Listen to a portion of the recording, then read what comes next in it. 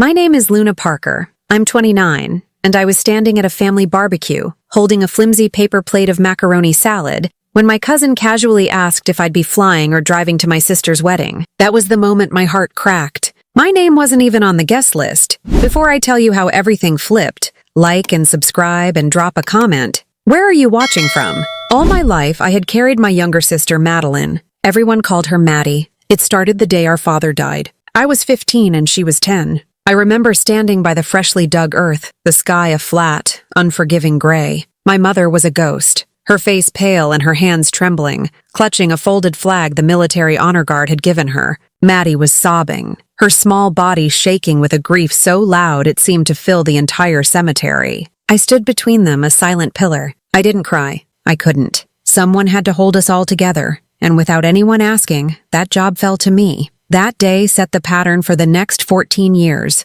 My grief was a private, quiet thing I dealt with alone in my room at night. Maddie's grief was a public performance that required constant attention. She needed to be held, soothed, and distracted. Our home became a shrine to her fragility. My mother, lost in her own sorrow, simply followed the path of least resistance. It was easier to cater to the crying child than to check on the quiet one. I learned to be self-sufficient. I did my homework without being asked. I started making dinner when I saw my mom staring blankly at the kitchen wall. And I learned to forge our father's signature on permission slips because my mother couldn't bring herself to do it. When I got my first part-time job at a local diner, the money I earned wasn't for movies or new clothes. It went into a jar in the kitchen for emergencies. Maddie's emergencies were frequent. She needed a new dress for a school dance because someone else had the same one. She needed money for a class trip that my mom had forgotten to budget for. She needed art supplies for a project that was, she insisted, crucial for her future. Each time I'd pull a few crumpled bills from the jar. "Thanks, Lou," she'd say, a fleeting smile on her face before she danced out the door, leaving me to count what was left. My own needs shrank until they were almost non-existent. I wore the same pair of jeans until they were frayed at the seams. I skipped school events because my shifts at the diner were more important. I told myself it was temporary. I told myself it was what a good older sister did. The sacrifices only grew bigger. I was accepted into my dream university, a 4-hour drive away. I had a small scholarship, but I would have needed loans to cover the rest. I remember sitting at the kitchen table with the acceptance letter in my hand, a rare spark of hope fluttering in my chest. Maddie walked in, her face streaked with tears. She'd had a fight with her best friend. My mother was wringing her hands, telling her it would all be okay. I watched them, and the dream in my hand suddenly felt selfish. How could I leave? Who would keep the lights on? Literally and figuratively if I wasn't there. I quietly folded the letter and put it away. A few weeks later, I enrolled in the local community college, the one 20 minutes down the road. I told my family it was to save money. I never told them about the letter I had burned in the backyard. I studied business at night and worked during the day, first at the diner, then as a receptionist at a law firm. I slowly climbed the ladder, eventually becoming an office manager. It wasn't a glamorous job, but it was stable. It paid well. It paid well enough to keep helping Maddie. By then, she had decided community college was not for her. She was an artist, she declared, and she needed to be in a place that nurtured her soul. That place, apparently, was a small, expensive apartment downtown with a fabulous view that inspired her. I co-signed the lease. When her part-time job at a boutique didn't cover the rent, my money did. When she needed a new laptop because her old one was stifling her creativity, I put it on my credit card. The financial support was one thing, but the emotional labor was constant. I was her 24/7 crisis hotline. Her boyfriends were always dramatic, the breakups even more so. My phone would ring at 3 a.m. It was always Maddie, crying hysterically over a man I knew she'd be back with in a week. I would listen, murmur soothing words, and tell her how strong she was. I'd drive over with a pint of her favorite ice cream and sit with her until she fell asleep. The one time I tried to set a boundary, she accused me of being cold and unfeeling. "I guess you just can't understand, Luna," she'd said, her voice dripping with pity. "You've never been in love like this." She was right. I hadn't. I'd never had the time. My relationships were always secondary to her needs. I dated men who were convenient, who didn't demand too much of my time, because I knew a call from Maddie could derail any evening. Through it all, I held on to a quiet hope. I thought that one day she would grow up. She would see everything I had done. She would understand the depth of my sacrifice and my love for her. I imagined her wedding day, years in the future. I would be her maid of honor, of course. She would give a speech, her eyes filled with tears, and she would thank me. She would tell everyone that she wouldn't be where she was without her big sister. That single fantasy kept me going through countless sleepless nights and draining bank transfers. It was the payment I was waiting for. That's why standing at that barbecue felt like such a profound betrayal.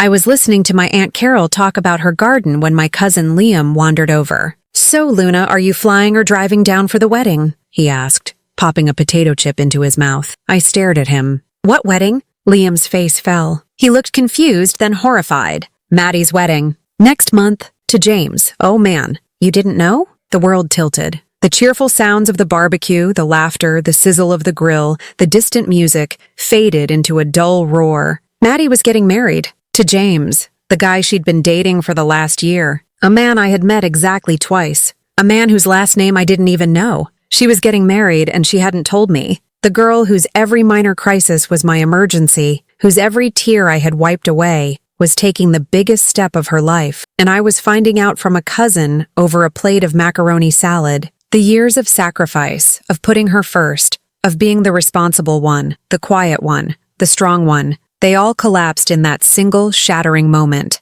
I wasn't her pillar. I wasn't even a guest. I was invisible. The drive home from the barbecue was a blur. I remember the red of the taillights in front of me, the sterile voice of the GPS telling me to turn, but I don't remember the roads. My mind was a washing machine of confusion, hurt, and a simmering anger I hadn't felt in years. I kept replaying Liam's words, his look of pity. "You didn't know?" The question echoed in the silence of my car. It wasn't just that I didn't know. It was that no one had considered I should know. When I got to my apartment, I didn't turn on the lights. I sat on my sofa in the dark, the city lights painting muted stripes across the floor. My home, usually my sanctuary, felt like a cage. It was quiet and orderly, a reflection of the life I had built for myself. A life built on stability so that I could be the safety net for everyone else. I looked at my phone, the screen dark. For a moment, I considered just letting it go. Maybe it was a mistake. Maybe the invitation was lost in the mail. Maybe they were planning some kind of surprise to thank me for everything. But deep down, I knew that wasn't true. My family didn't do thoughtful surprises. They did what was convenient. I spent the next day in a fog of anxiety. Every time my phone buzzed, my heart leaped, hoping it was Maddie or my mom calling to explain. It never was. It was a work email, a notification from a news app, a spam text. The silence from them was more damning than any accusation. It confirmed my irrelevance. By evening, the hurt had hardened into a cold resolve. I couldn't live with the uncertainty. I needed to hear it from them. I chose to call my mother. Calling Maddie would have resulted in a storm of tears and accusations, with her somehow ending up the victim. My mother was the path of reason, or so I thought. I found her number in my contacts and pressed the call button before I could lose my nerve. My thumb trembled slightly. She answered on the second ring, her voice bright and cheerful. "Luna, hi, sweetie. I was just thinking about you." The lie was so casual, so effortless, that it took my breath away. "You were?" I asked, my own voice sounding small and foreign to my ears.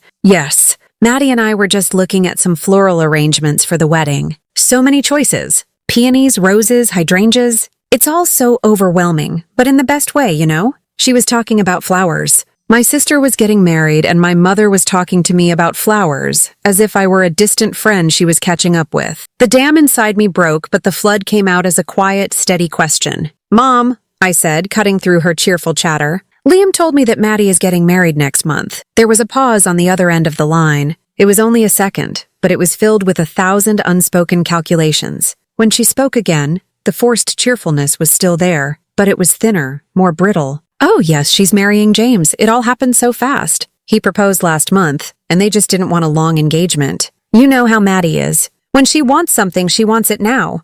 Her words were a smokescreen, designed to distract and placate. I didn't let her. "Why didn't anyone tell me?" Another pause. I could hear her take a slow breath. "Oh, honey, we were going to..." It's just been such a whirlwind. Between the venue and the caterer and the dress. My goodness, the dress. It's beautiful, Luna. Just beautiful. Strapless with a little bit of lace. "Mom," I said again, my voice firmer this time. "Was I invited?" The question hung in the air between us, stark and unavoidable. I heard a faint rustling sound like she was shifting the phone or wringing her hands. The silence stretched. Finally, she sighed, a sound of weary resignation, as if I were the one creating a problem. "Well, Luna, this is just so awkward," she began. My heart sank. I knew what was coming. "We didn't send you an invitation?" "No," she said, the words coming out in a rush. We didn't think you'd mind. Honestly, it's just easier this way. Easier. The word hit me like a physical blow. It was the single most painful word she could have chosen. It wasn't that they forgot.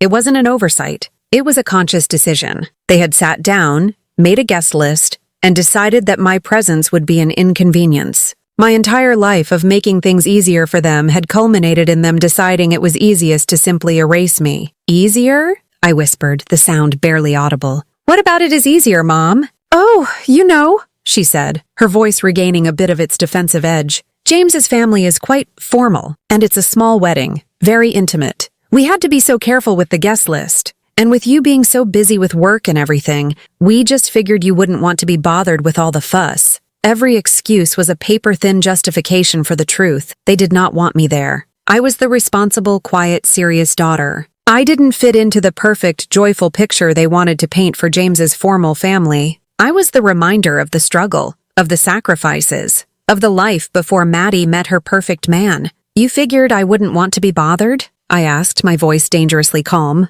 The sister who paid her rent for 6 months? The sister who co-signed for her car? The sister who has answered every single one of her panicked phone calls for the last 14 years? You thought that sister wouldn't want to be bothered to come to her wedding. Now, Luna, don't be dramatic, she snapped, her tone turning cold. This is Maddie's special day. It's not about you. You're always so good at understanding these things. Why can't you just be happy for your sister? And that was it. That was the final turn of the knife. In their world, my feelings were an inconvenience, a dramatic overreaction to be managed. My role was to be the silent, understanding supporter, even when I was being deliberately and cruelly excluded. To them, my happiness didn't matter. Only my utility did. And for a perfect wedding, I had no utility. Okay, Mom, I said, the words feeling like ash in my mouth. I understand. Good, she said, relieved. I knew you would. Now I have to run. Maddie's calling on the other line about the cake tasting. We'll talk soon. She hung up. I was left holding a dead phone,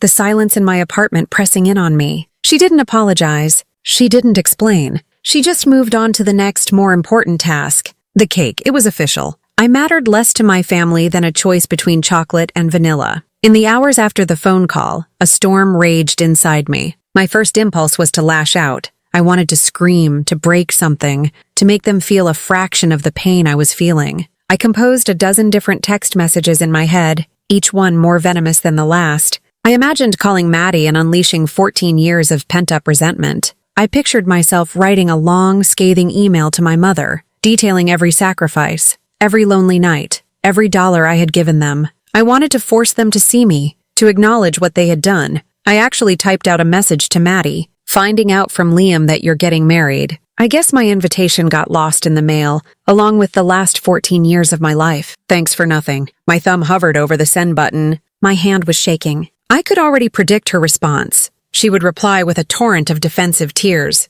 She would accuse me of trying to ruin her happiness. She would twist my words and paint me as the bitter, jealous older sister. My mother would then call, telling me I needed to apologize for upsetting Maddie. I would be cast as the villain in her perfect wedding story. I deleted the message. I realized that any reaction I gave them, anger, sadness, pleading, was exactly what they would expect. It would feed their narrative. It would give them something to manage, a drama to react to. My pain would become another item on their wedding to-do list. Deal with Luna's outburst. I would still be playing a role in their production, just not the one I wanted. I would be the messy, inconvenient relative they had to handle before the big day. They would probably feel justified in their decision to exclude me. See? I could hear my mother saying, this is exactly why we didn't invite her. She always has to make everything about herself. The thought made me feel sick. I sank onto my living room floor, my back against the sofa, and stared at the blank screen of my television. What would happen if I did nothing?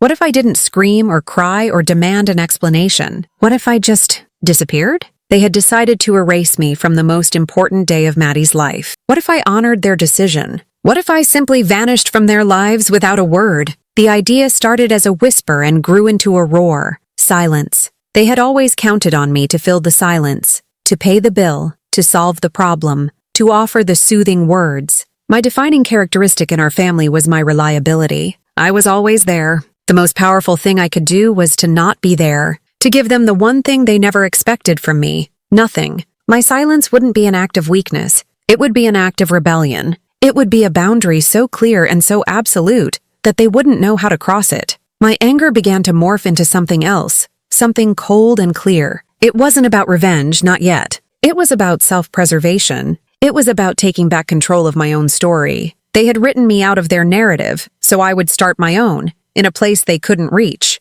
I opened my laptop. The search bar blinked at me, waiting. On a whim, I typed places to be alone. The results were a list of remote cabins, secluded beaches, and quiet monasteries. Then an image caught my eye. It was a photograph of a vast white landscape under a sky filled with shimmering green light. The caption read, "The solitude of Iceland, Iceland." It sounded like another planet, a land of fire and ice, of glaciers and volcanoes. It was remote, stark, and beautiful. It was the complete opposite of the warm, sunny, flower-filled California wedding they were planning. The thought of it felt like a deep, cleansing breath. To be in a place where no one knew my name, where I had no obligations, where the landscape was so immense that my own problems would feel small and insignificant. I started looking at flights. There was one leaving the Thursday before the wedding and returning the Tuesday after. The timing was perfect. I found a website for renting small remote cabins. I scrolled through photos of simple wooden structures with large windows,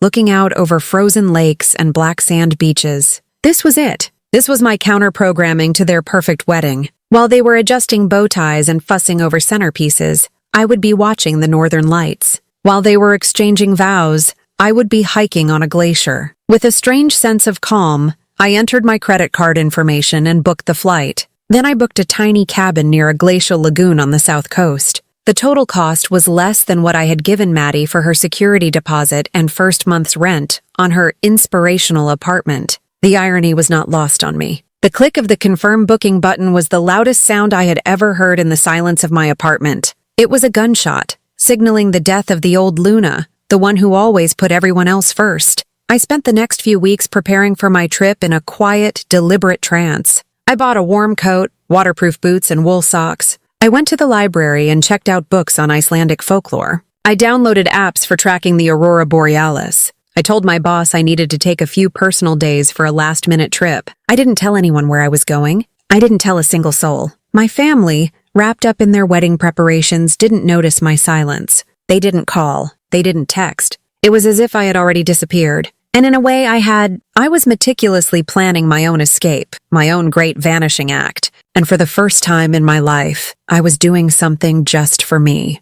The journey to Iceland was surreal. As the plane climbed above the clouds, I felt a physical unburdening, as if the weight of my family's expectations was tied to the ground below. I looked out the window at the endless expanse of white, and for the first time in weeks, my mind felt clear. There were no voices to manage, no crises to solve. There was only the low hum of the engines and the feeling of moving forward, away from everything I had ever known. Landing at Keflavik Airport was like stepping into another world. The air that hit my face when I walked out of the terminal was so cold and clean it felt medicinal. It stung my cheeks and my lungs, clearing out the last vestiges of the stale, recycled anger I had been breathing for weeks. The sky was a pale, luminous gray, and the landscape around the airport was a vast, empty expanse of dark, volcanic rock covered in a thin layer of moss. It was stark and desolate, but I found it breathtakingly beautiful. It was a landscape that didn't pretend to be anything other than what it was. I picked up my rental car, a small but sturdy 4x4, and began the drive south. The further I got from Reykjavik, the more the scale of the country revealed itself. To my left were towering cliffs and mountains capped with snow. To my right, the wild, churning expanse of the North Atlantic Ocean. Waterfalls cascaded down the cliffs every few miles, some of them frozen into magnificent curtains of ice. There were hardly any other cars on the road. It felt like I had the entire planet to myself. The claustrophobia of my life back home, the feeling of being trapped in a role I never chose, evaporated into the vast open space. After a few hours, I turned off the main road and onto a gravel path that led toward the coast. My cabin was just as the pictures had shown. A small, modern box made of dark wood and glass, sitting all alone with a view of a huge, still lagoon. In the distance, the white-blue edge of a massive glacier loomed over the landscape. I unlocked the door and stepped inside. It was simple and warm, with a small fireplace, a comfortable-looking bed, and a floor-to-ceiling window that framed the incredible view. I dropped my bags, made a cup of tea, and just sat, watching the light change over the lagoon. Chunks of ice, some as large as cars, floated silently on the water's surface. The silence was absolute, broken only by the distant cry of a seabird. This was peace. A stillness so profound it seemed to seep into my bones. Here I wasn't a sister or a daughter or a caretaker. I was just a person, a tiny speck in an immense ancient landscape. All the family drama, the hurt, the betrayal, it all felt small and insignificant here. The world was so much bigger than my mother's dismissive tone or my sister's selfish tears. That evening, I bundled up in my new coat and walked down to the edge of the lagoon. The cold was intense, but it made me feel alive. I stood there for what felt like hours, just breathing. I thought about them, back home, probably in the middle of a frantic rehearsal dinner. I imagined the forced smiles, the polite conversation with James's formal family, the underlying stress of it all, and I felt nothing. Not anger, not sadness, just a quiet, liberating indifference. I walked back to the cabin, my cheeks numb with cold. I lit a fire in the fireplace and sat in front of it, wrapped in a thick wool blanket. I pulled out my phone, a habit I was trying to break. I opened Instagram. Out of a detached curiosity, I searched for Maddie's profile. It was public. The top post was a picture of her and James, smiling brightly, with the caption, "Rehearsal dinner with my love. Can't believe I get to marry this man tomorrow. The big day." My finger hovered over the screen. I thought about what to do. I could have closed the app. I could have blocked her. Instead, I chose a different path. I went to my own profile, which was mostly dormant, and decided to post something for the first time in months. I chose a photo I had taken from my cabin window, a simple shot of the still, icy lagoon with the glacier in the background. I didn't add a filter. I didn't geotag the location. I just posted the image, stark and silent. Then I did one more thing. I posted a single photo to my story. It was a selfie I had taken on my walk. I was wearing a thick beanie, and my face was red from the cold, but I was smiling. A real, genuine smile. My eyes looked clear. Behind me, the white horizon stretched on forever. I posted it without a caption. I put my phone down and didn't look at it again. A few minutes later, a little notification lit up the screen. I glanced over. It was a simple, silent message. "Madeline Parker viewed your story." A moment later, another one. "Mom viewed your story." They had seen it. They knew I wasn't at home, mourning my exclusion. They knew I was somewhere else, somewhere far away, and that I was smiling. They offered no words, no apology, no panicked question about where I was. Their silence was the final confirmation I needed. They didn't care. And as I turned my phone off, plunging the cabin back into the warm, firelit darkness, I realized, with a profound sense of calm, that I didn't care either. Their silence was met with my own. I was free. The day of the wedding arrived with a quiet, ethereal beauty that felt like a secret gift, just for me. I woke up before dawn. The Icelandic sky a soft, bruised purple outside my cabin window. The air was so cold it was sharp, a physical presence. I made a pot of strong, bitter coffee and sat by the window, wrapped in a blanket, watching the light slowly spill over the glacier in the distance. There was no anxiety, no knot of dread in my stomach. There was only a profound sense of detachment, of being a million miles away from a life that no longer felt like mine. I thought of Maddie, probably awake in a flurry of hairspray, makeup, and nervous energy. The image was like a scene from a movie I'd decided to walk out of. It had no power over me. I decided to spend the day exploring. I drove east along the coast, the landscape growing more dramatic with every mile. I stopped in the small, windswept village of Vic to get gas and grab something to eat. I found a cozy cafe filled with the low murmur of tourists and the smell of baked bread. It was the first time in days I had been around more than a handful of people. I sat at a small table by the window, looking out at the black sand beach and the jagged rock formations rising from the sea. For the first time, I connected to the cafe's Wi-Fi, not to check on them,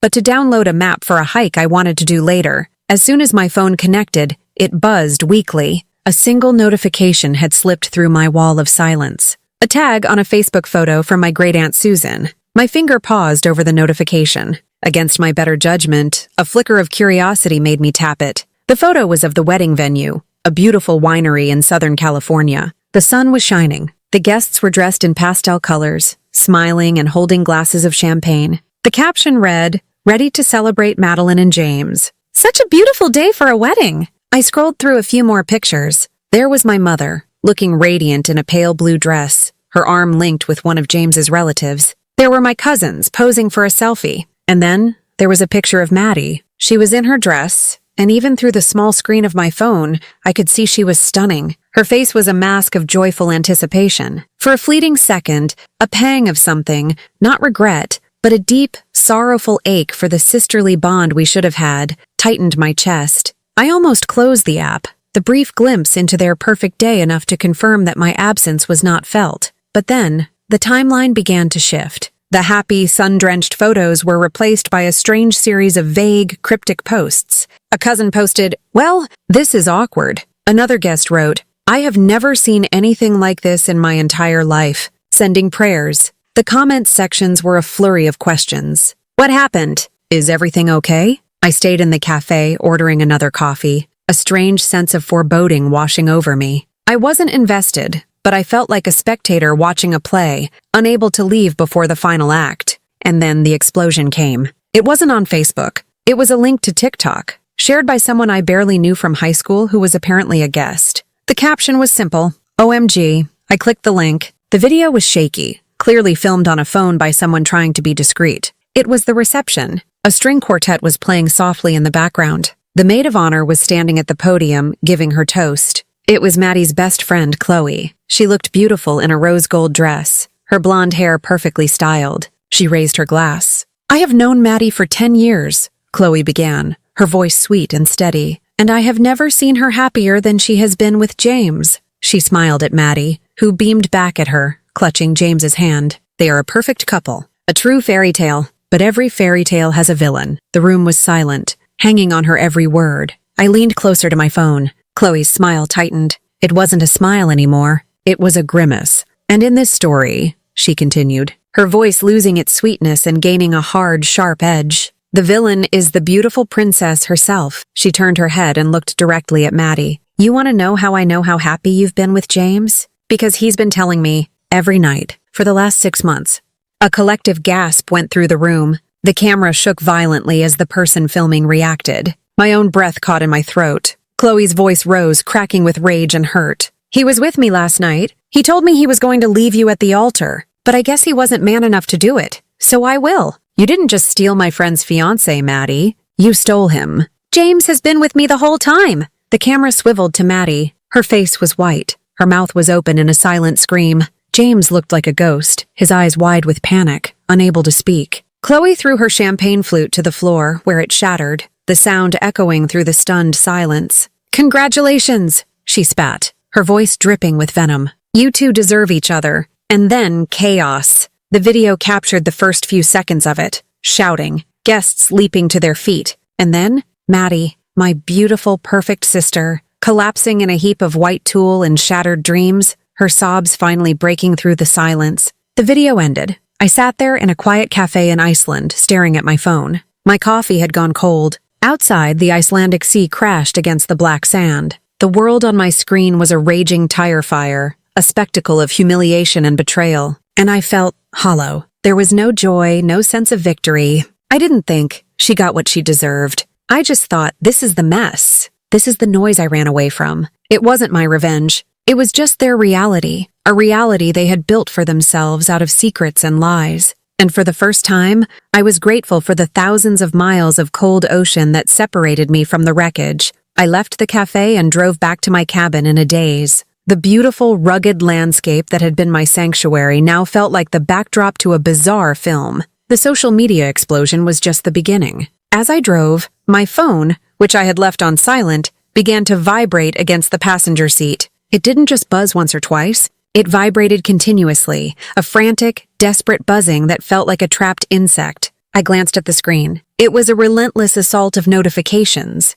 Missed calls from my mother, my Aunt Carol, my Uncle Mark, cousins I hadn't spoken to in years. A wall of text message previews, all variations of the same theme. "Call me." "Emergency!" I reached the gravel road that led to my cabin and the phone was still buzzing. I pulled over, the engine idling, and just watched the screen light up with their names, one after another. It was a roll call of the people who had, through their actions or their silence, co-signed my exclusion. They hadn't wanted me for the celebration. They hadn't wanted me for the smiling photos or the champagne toast. But now that the fairy tale had shattered, now that there was blood in the water, they were screaming for me. They didn't want a guest. They wanted a cleaner, a crisis manager, the responsible one, a cold, hard anger. colder than the Icelandic wind, settled in my chest. I grabbed the phone, my hand shaking with a fury I hadn't felt before, and I turned it off. The buzzing stopped. The silence that rushed in to fill the void was immediate and absolute. It was the most satisfying sound I had ever heard. I spent the rest of the afternoon and evening in a self-imposed exile from the world. I built a fire, heated up some soup, and read one of my books on Icelandic folklore. I tried to lose myself in tales of elves and trolls, but the frantic energy of my family felt like it had seeped through the phone and into the very air of the cabin. Their panic was a ghost haunting my peace. I kept seeing the image of Maddie's face, crumpling in on itself. I saw the flash of pure hatred in Chloe's eyes. I saw the pathetic, cornered animal look on James's face. It was ugly and raw, and I felt a grim satisfaction that I wasn't there to witness it, to be pulled into its vortex. Late that night, my curiosity got the better of me again. I told myself it was the last time. I turned my phone back on. The onslaught was immediate. Over 50 missed calls, dozens of texts, and a string of voicemails. I decided to listen to just one, from my mother. I pressed play, holding the phone slightly away from my ear, as if to shield myself from the radiation of her panic. Her voice came through, high-pitched and trembling. "Luna! Luna, for God's sake, pick up your phone! Where are you? It's a complete and utter disaster. Chloe, that girl, she ruined everything." She stood up there and told everyone. "Oh God, it was horrible.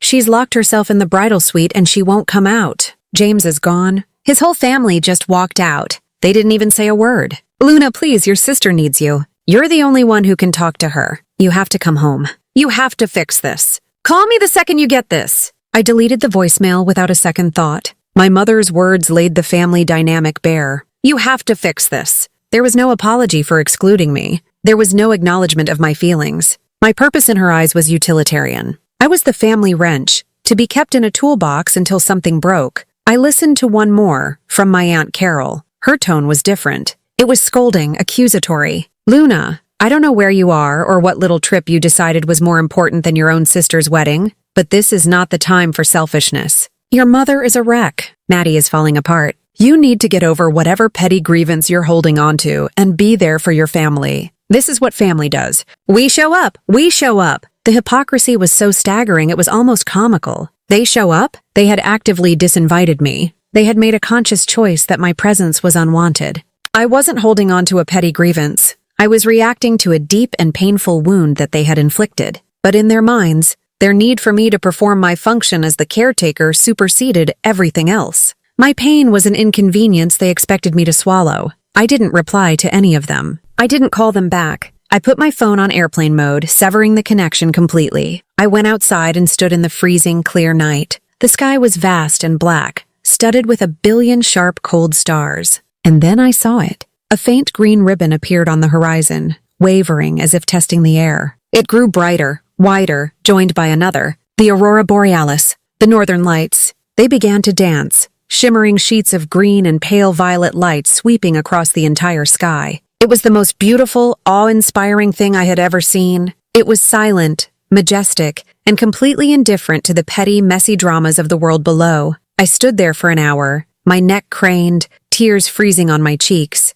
But they weren't tears of sadness or anger. They were tears of release. All the noise, all the demands, all the frantic begging from my family felt like static from a distant, broken radio. This was real. The dancing lights, the frozen ground, the silent stars. This was my world now. I had chosen it. And as I watched the heavens perform their silent, magical dance, I knew with absolute certainty that I was not going back. Let them lie in the mess they had made. I was finally free. After the night of the wedding, I enforced a strict digital silence. I kept my phone on airplane mode for an entire day. It felt like a detox. I hiked to the edge of a canyon, sat by a thundering waterfall, and ate a sandwich I had packed, feeling the spray on my face. The world was reduced to the crunch of my boots on the trail, the rush of the water, and the vast, empty sky. I was entirely present in my own life, and the feeling was intoxicating. I was not thinking about my family. I was not anticipating the next wave of their demands. I was simply being. That evening, I returned to the warmth of my cabin, feeling a bone-deep sense of peace.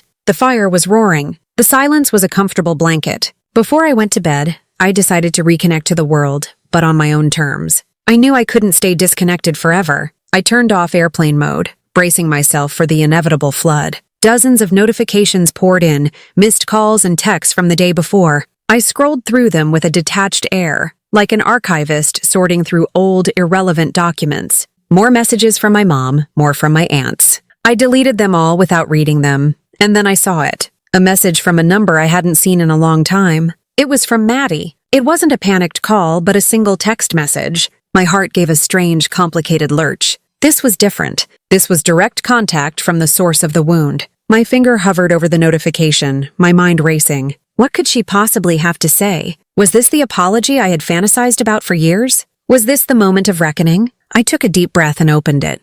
The message was short. 3 simple sentences. I know I hurt you. I didn't think it mattered this much. Please, I need you. I read it once. Then twice. Then a third time. I sat down on the edge of the bed, the phone heavy in my hand, and I started to dissect it, word by word, as if it were a legal document. There was no frantic emotion, no string of emojis, no desperate typos. It was cold, calculated, and more revealing than a 1,000-word confession. I know I hurt you. It was a start, I suppose. An admission of guilt. But it was generic, vague. It was the kind of thing you say when you know you have to apologize, but don't want to get into the specifics of your wrongdoing. It was a sterile acknowledgement of my pain, devoid of any real empathy. It wasn't, I'm so sorry I didn't invite you to my wedding. It was a blanket statement that could have meant anything. It was designed to be a shortcut to forgiveness, but it was the second sentence that stopped my heart. I didn't think it mattered this much. There it was. The truth of everything, laid bare in 8 words. This wasn't an apology. It was a confession of her own profound disregard for me. It wasn't that she didn't know leaving me out of her wedding would hurt. She knew it would hurt. She simply hadn't valued my feelings enough to care. She had weighed my pain in the balance and found it insignificant. She assumed I would just absorb it, like I had absorbed everything else for the last 14 years. My feelings, my presence, my love for her. She had written it all off as a minor inconvenience, easily dismissed. This single sentence validated every moment I had ever felt invisible, every time I had swallowed my own needs for hers. It was the most honest, and therefore the most damning, thing she had ever said to me. And then, the final sentence, the real purpose of the entire message. Please, I need you. The first 2 sentences were just the price of admission. They were the toll she was willing to pay to get to the part that actually mattered to her, her own need. The entire message was a transaction. It was a thinly veiled negotiation. I will offer this minimal, half-hearted acknowledgement of your long-standing pain, if you will. In return,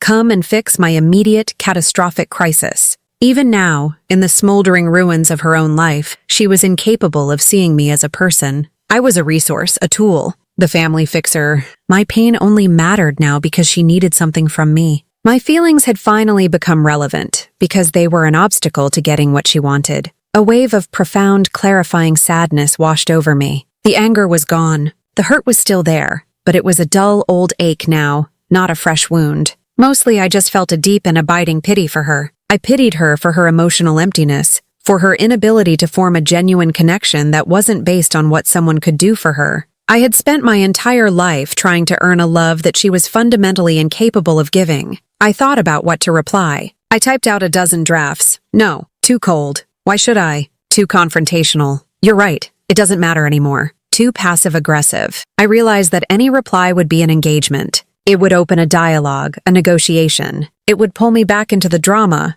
back into the game, and I was done playing. The most powerful response was the one I had already chosen, the one that had brought me to this beautiful, silent country in the first place. I put the phone down on the nightstand. I turned off the light. I lay in the dark, listening to the wind howl outside the cabin, and I let her message hang there in the digital space between us, unanswered. My silence was the only answer she needed to hear. My silence was the proof that yes, it had mattered. It had mattered enough to end everything. I spent my last full day in Iceland on a different kind of pilgrimage. I drove to the Jökulsárlón Glacier Lagoon, a place where icebergs, thousands of years old, break off from a glacier and float out to sea. I took a boat tour, navigating between the massive chunks of luminous blue ice. The scale of it was humbling. I touched a piece of ice that was pulled from the water. It was dense and impossibly clear. The guide explained that the ice was so compressed that it held ancient air from a time before humans walked the earth. I was touching history, time itself. It was another dose of perspective. The problems of my family, their manufactured dramas and selfish needs, felt so small, so temporary, so insignificant in the face of this timeless,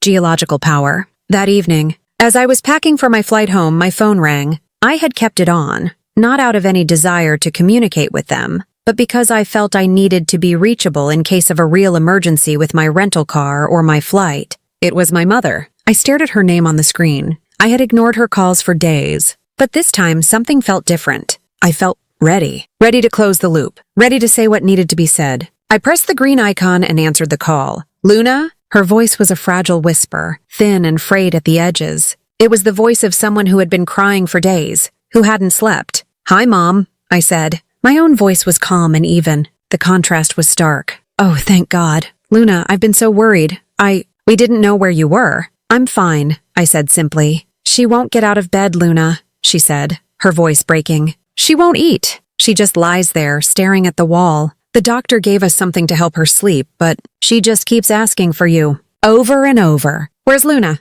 she says. My mother took a shaky breath, gathering herself for her final, desperate appeal. "Luna, you've always been the strong one. Please? She needs her strong big sister." There it was. The word, strong. For my entire life, that word had been presented to me as a compliment. "You're so strong, Luna. You're so responsible. So mature." I had worn it like a badge of honor, but sitting there, in that quiet cabin, thousands of miles away from them, I finally understood what the word really meant in my family. Strong did not mean powerful. It meant useful. It meant capable of absorbing pain without complaint. It meant having no needs of your own that might inconvenience others. It meant being the container for everyone else's weakness. And I was done. "I'm not strong, Mom," I said, my voice soft but unwavering. "You just told me I was, so I would believe it." There was a confused silence on the other end. "What? What are you talking about?" "Of course you are." "No," I said, and the words just poured out, calm and clear and final. "I wasn't strong. I was a child. I was a 15-year-old girl who had to act like an adult because you couldn't. I was strong enough to make dinner when you were lost in grief. I was strong enough to work a job to pay for things Maddie needed. I was strong enough to give up my own dreams so I could stay close to home and hold everything together. I was strong enough to be your late-night phone call, your therapist, your bank, your emotional punching bag for 14 years. I paused, taking a breath. The silence on her end was absolute. She was listening. For the first time, she was truly listening. "You called me strong whenever you needed me to carry something for you. You needed me to be strong so you didn't have to be. You and Maddie needed me to be the foundation so you could live your lives without worrying about the cracks. But what happens when the foundation needs support, Mom? Where were you when I needed someone? Where were you when I was lonely or scared or heartbroken?" "Luna, she stammered, her voice thick with a new, unfamiliar emotion. It sounded like shock. "You didn't want the strong one at the wedding," I continued, my voice gaining a quiet intensity. "You didn't want your strong, responsible daughter there. You wanted the invisible one. Because my strength was a reminder of all the hard times you wanted to forget. It was a reminder of the sacrifices that paid for that perfect day. You only want me to be strong now because the party is over and there's a terrible mess on the floor. You're calling me to come and clean it up." The silence that followed was different from all the others. It wasn't the silence of dismissal or the silence of awkwardness. It was the heavy, dense silence of a truth that has just landed in a room and shattered everything. I could hear her breathing, a faint, ragged sound. She had no defense. There was no argument to be made, because she knew in that moment that every single word I had said was true. "I have to go, Mom," I said finally, not cruelly, but with a sense of finality. It was a statement of fact. "I'm packing for my flight." "Home?" she whispered, a pathetic sliver of hope in her voice. "No," I said gently, "just home, to my apartment, to my life." "Goodbye, Mom." I ended the call before she could reply. I didn't feel angry. I didn't feel triumphant. I just felt empty, but in a clean, spacious way. The space that had been filled for so long with their needs, their expectations, and my silent resentment was now, finally, just my own. Before I left the cabin for the last time, I sat down at the small wooden table with a pen and a single sheet of stationery I found in the drawer. I didn't write a long, angry letter. I didn't rehash the years of pain. My phone call with my mother had been for that. This was for something else. This was about setting the terms for the future. I wrote 2 short sentences. "I hope you learn to find your own strength. I hope next time the invitation comes before the crisis."